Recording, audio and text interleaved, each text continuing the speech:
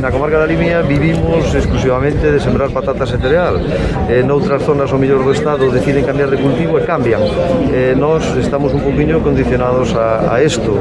Pódese reducir un poquinho a hectárea ou algún agricultor que incremente, pero está basicamente acopiado xa o que necesitamos para sembrar. En cuanto a abono, a semilla, a inversión é grande.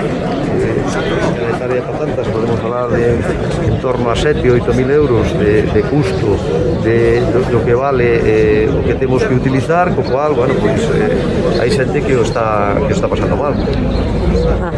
Hai unha semana enchían moitos compañeiros gasolia a un precio histórico, un 58, un 60, un gasolia agrícola. Eso é o doble que o ano pasado. Porque a solución non basta solo, por exemplo, con reducir o que o combustible, que pasa por reducir moitas cousas. Claro, é dicir, eu creo que o sector está pasando un momento moi complicado.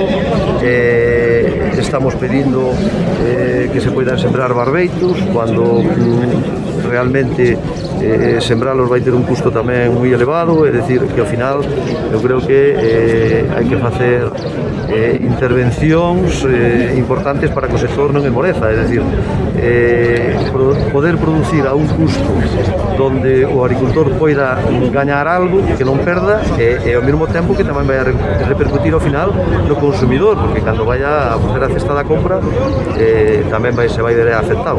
Canto tempo leva nesta situación?